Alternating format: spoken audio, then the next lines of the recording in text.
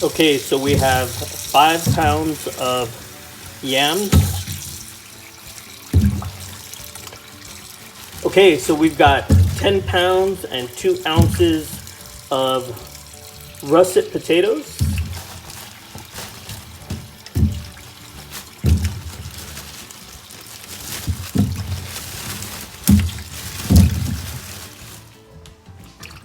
So the next step right here is pretty simple. Just get a sponge that has a little bit of a thin Brillo, and I scrub the potatoes. And you know, there's some people say, oh, you don't have to scrub them as much, but for me, I think a few of the extra minutes that I'm going to spend to get any dirt off that my dogs aren't going to eat is just something that I want to do for them. You'll notice that the potatoes will actually get a little bit lighter, and it is because you are scrubbing a little bit of the skin off. But the goal is just to get the dirt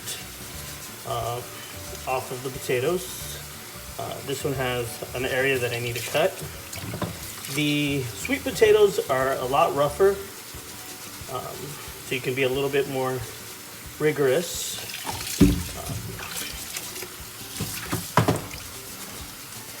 And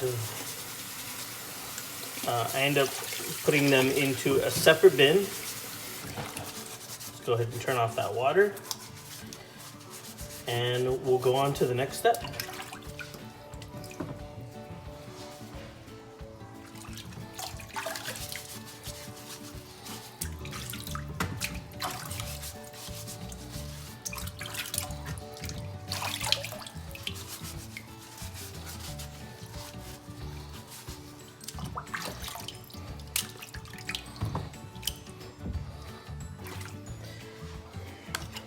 So now we're gonna go ahead and cut the potatoes.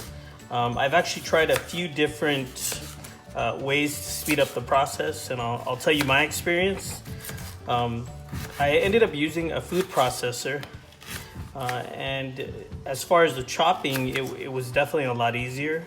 The challenge for me is that the food got really mushy, and I wanted my dogs to feel like they were getting maybe something a little bit chunkier. I've also played around with the shapes, and if the pieces are too round, for example, let's go ahead and cut one right here. If they have this shape, all of my dogs struggle to eat this. I don't know why. So try to create different shapes, but roughly each of the pieces are, what's that, about an inch. Sometimes we do get a few that will pass through, but the goal is to get them about that size. So I'm going to continue chopping up the potato a little bit later. Now with the sweet potato, I always cut the ends off. Those parts of the potato end up drying a little bit faster. And the sweet potato is a lot harder to cut. It's a lot more dense. So you do need to put a little bit more elbow grease into that, and get the pieces a little bit smaller. You're also gonna find that the sweet potato takes a lot longer to cook and to loosen up. But the same thing as the regular potato. I want to keep the pieces about that big. For smaller dogs, this actually works great even for bigger dogs. So we'll go on to the next step.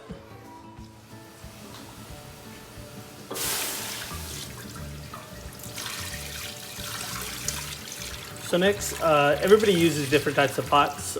This is about 4 and a half inches in depth, and it's actually pretty wide. I love this pot pan, whatever you want to call it, because I can turn on 3 different burners, and it'll help my cooking time get reduced. So next we're gonna pour in our sweet potatoes and our russet potatoes.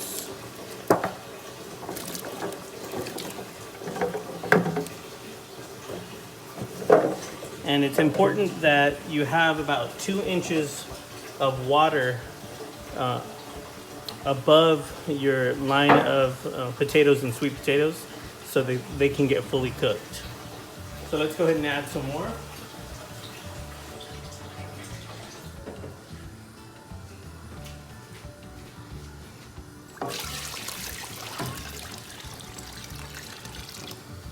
And that should be about enough. So as you can see, this is boiling pretty hot. You know, I always find it interesting that the sweet potatoes, they're a lot denser. They're definitely a lot heavier, but they always float to the top. And the potatoes immediately sink to the bottom. In this recipe, it does take a lot longer to cook because it's important for the potatoes and the sweet potatoes to be thoroughly cooked.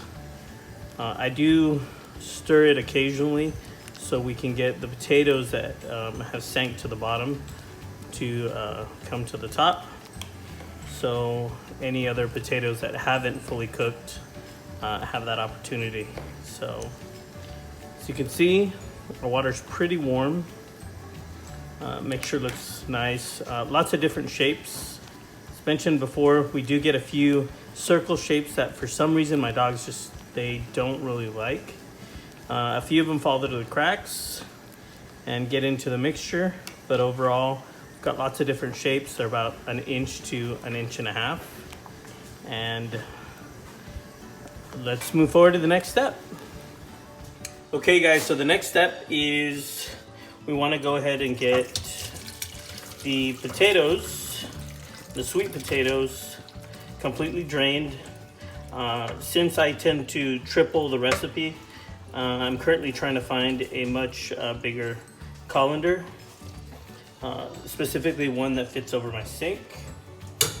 And we just kind of want to get all of the water out. You're going to notice a lot of the starch comes out also as well. So once you've drained your potatoes, we'll go on to the next step. Okay guys, so our next step is the ground beef. We'll go ahead and show you what we're using right here. So this is an 80-20 lean ground beef. This is a 3-pound block. I'm gonna go ahead and drop that in there. Now I've noticed on some of the DIY instructions, it's called for 85-15%. And I haven't been able to find that recently in the stores. So I've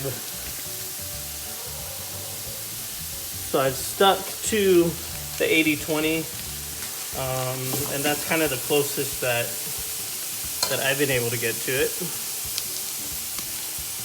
Now if I didn't mention before, I have to triple the recipe because I do have much larger dogs, so it's easier for me to make a triple batch.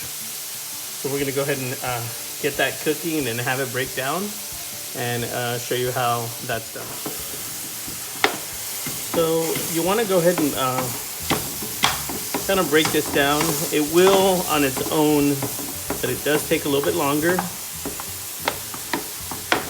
I've tried a few different types of utensils, wood spoons, plastic spoons, and I've actually found a big metal spoon like this makes it a lot easier.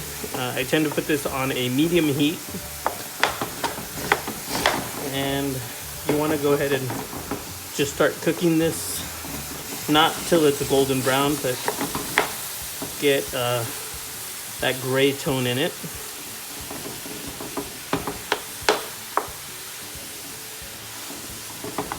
Go ahead and evenly spread this, and the reason I like this pot or casserole, it is about 4.5 inches deep, and it's actually pretty wide. It takes up my whole stove, and it allows me to cook the meat faster, and I'm able to turn on 3 burners. I have one here and here, and then I have one in the middle.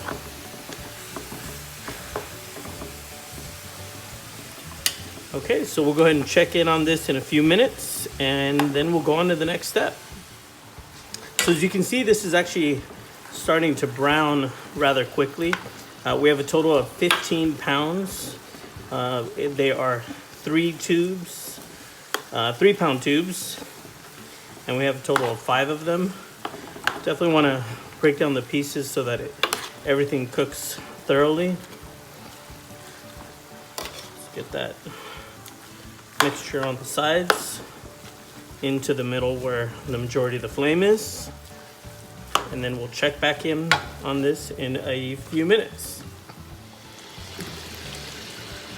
So as you can see, our meat is turning a golden brown. It's broken down, so the chunks are a lot smaller. We want to go ahead and keep mixing this, and we don't want to overcook the meat.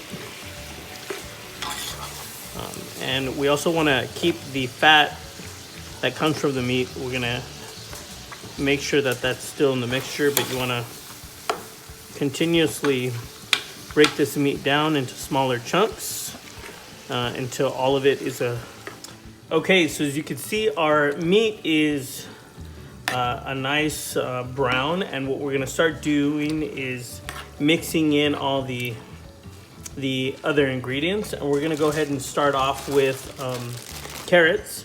Now, there's different ways to chop up your carrots. When I first started the process of making the food, I'd actually buy whole carrots, and then I'd drop them into my food processor, and it was just more time consuming. So what I do now is I purchase the shredded carrots. They come in 1-pound bags, and for this recipe you need 1.5 pounds. So we have this added in, and it looks really good. So you want to go ahead and mix the carrots, and I try not to overcook the vegetables that I add in to keep the majority of the vitamins. Next, for this, we need 1 pound of green beans. Now, I purchase organic, salt-free green beans in a can. So there we have the green beans added in. Before, I would purchase the green beans, cut them, wash them, but I found a really good alternative, which is the organic, salt-free green beans. So we have those mixed in. And then we'll go ahead and go on to the next step.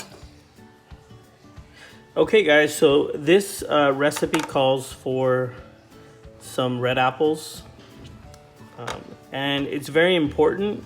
Dogs cannot eat seeds or the core of an apple. It's actually very dangerous for them.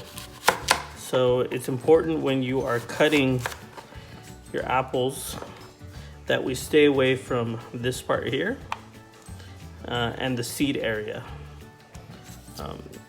Probably salvage some of this, but I definitely wouldn't take the chance. You don't want to give them the core, and you definitely don't want to give them the seeds. So always make sure the ends are clean. Let's go ahead and cut through these.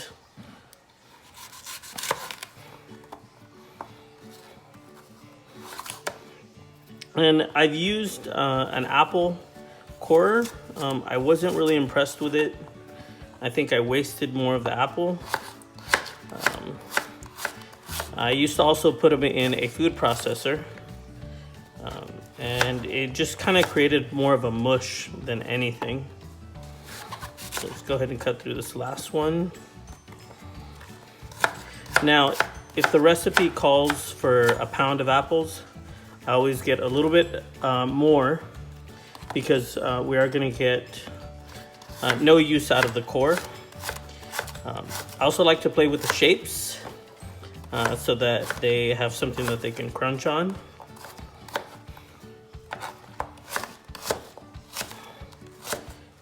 And it brings a nice color to the food. So let's go ahead and finish cutting these, and then we'll go ahead and go on to the next step.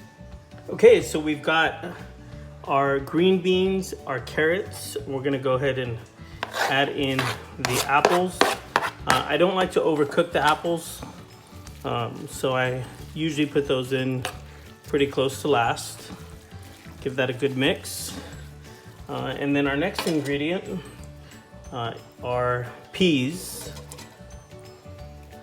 And I use canned peas, but I do use organic, no salt added peas. Let's go ahead and mix that in. And once you have this mixture done, we're gonna go ahead and add what we originally cooked, which were the sweet potatoes and the russet potatoes. Let's go ahead and add those in. And this tends to add the bulk of the food. So I usually mix in a little bit at a time because it is a lot. If you pour it all in at once, then you tend to have clumps of just potatoes. Let's go ahead and give this a good mix.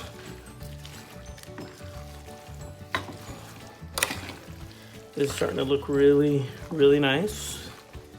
Go add a few more.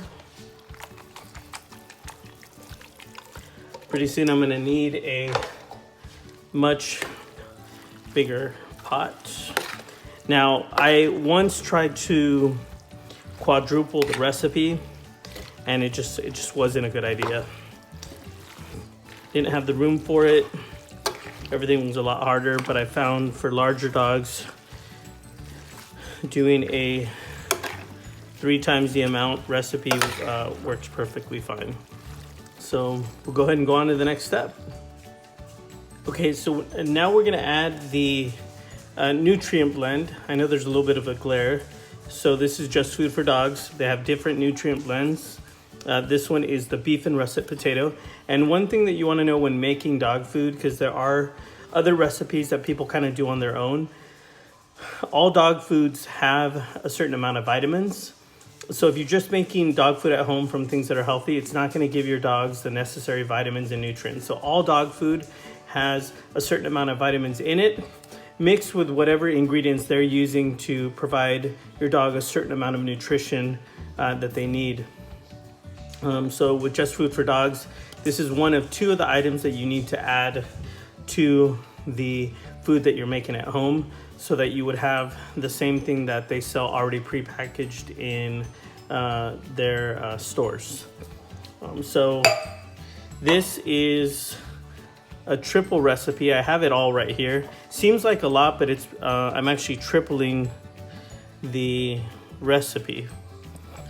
So I want to go ahead and sprinkle that in, and then just give a really, really good mix so that you can get every area of the food getting that nutrient mix added in. We'll go ahead and go on to the next step and add the next ingredient to go ahead and complete the food. So we're not promoting any brand, but you do need to add safflower oil. For this recipe, requires 1 3/4 cup of safflower oil, which we're gonna go ahead and mix in next. So we're gonna go ahead and add in our safflower oil. Let's get that nice and full.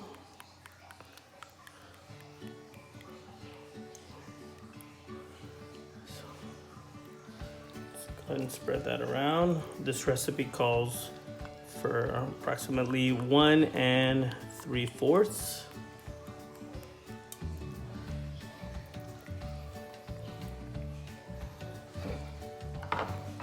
And then get this nice and mixed in.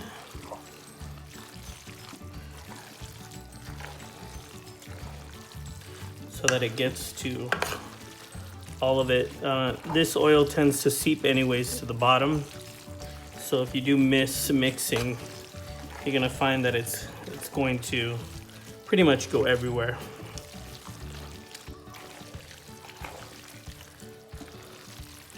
Okay, so we're gonna go ahead and get on to the next step. So last but not least is the Omega Plus Icelandic fish oil. You're gonna add to this specific mixture 3 tablespoons because we've tripled the recipe. So let's go ahead and add that back in.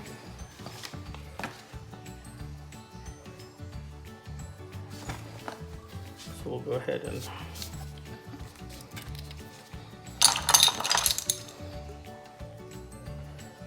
there's 1, 2, and 3.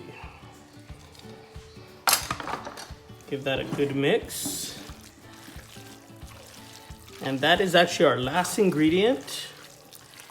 And you have it.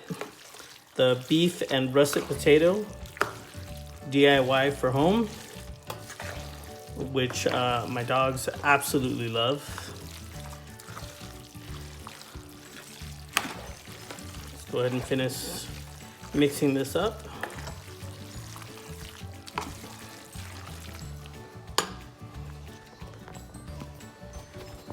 Zoom in right here.